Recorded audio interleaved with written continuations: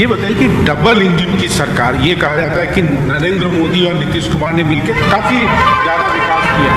भाई कहाँ विकास हुआ? बिहार में सड़कें सुधरी हैं, नेशनल हाईवे सुधरा है। मैं बार बार ये कहता हूँ, नेशनल हाईवे बिहार का सुधार नहीं है। तो आप ईस्ट और वेस्ट कॉरिडोर बनाएंगे तो बीच में तो बिहार पड़ेगा ही पड़ेगा। ये जो रोड अभी हम लोग देख रहे हैं, हाँ, ये रोड किसने बनाया है? ये कोई बिहार को सौगात थोड़ी ना है। अगर आपको सिलीगुड़ी को दिल्ली से जोड़ना है तो बिहार होके ही तो जाइएगा। तो ये कोई बिहार का विकास थोड़ी ना है। लेकिन पिछले बजट में आपको एक्सप्रेस वे दिया गया है। एक्सप्रेसवे पर बैठ के क्या जाएंगे? एक्सप्रेसवे पर कलकत्ता से सामान जा रहा है गुजरात, गुजरात से सामान जा रहा है कलकत्ता। बिहार का आदमी तो कलकत्ता में भी मजदूरी कर रहा है और गुजरात में भी मजदूरी कर रहा है। बिहार के लोगों को उससे क्या फायदा? देखिए, सड़कें बननी चाहिए, बिजली आनी चाहिए, लेकिन समाज का उत्थान तो तब होगा जब बिहार के बच्चों के लिए पढ़ाई होगा, बिहार के बच्चों के लिए रोजगार होगा। मधुबनी में मोदी जी आए थे।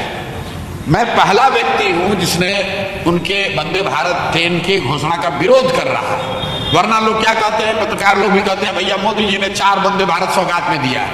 हमने कहा कि मोदी जी ने मधुबनी में क्या कहा कि सहरसा से गुजरात में लोगों को जाने के लिए, श्रमिक परिवार के जाने के लिए एक नई वंदे भारत दे रहे हैं। इसका मतलब क्या है कि भाई सहरसा के लोग हमेशा श्रमिक ही बने रहेंगे, फैक्ट्री हमेशा गुजरात में ही लगेगी, हम लोग के बच्चे ट्रेन में बैठकर जाएंगे गुजरात। ये कितनी बड़ी और गलत बात है। और सारे लोग यहाँ ताली बजा रहे हैं बिहार में, कह रहे भाई मोदी जी ने वंदे भारत ट्रेन दे दिया।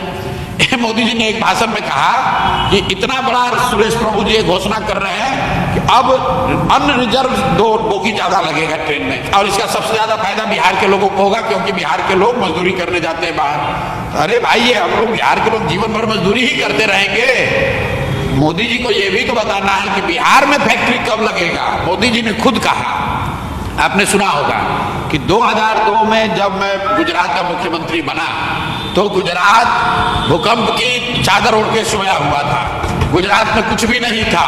लोग कह रहे थे मोदी जी कम से कम इतना तो बिजली दे दो कि खाने का समय के बिजली आ जाए। ये मोदी जी के शब्द हैं। और फिर मोदी जी ने ये दावा किया कि भाई 10 वर्ष में हमने गुजरात की बड़ी तरक्की कर दी।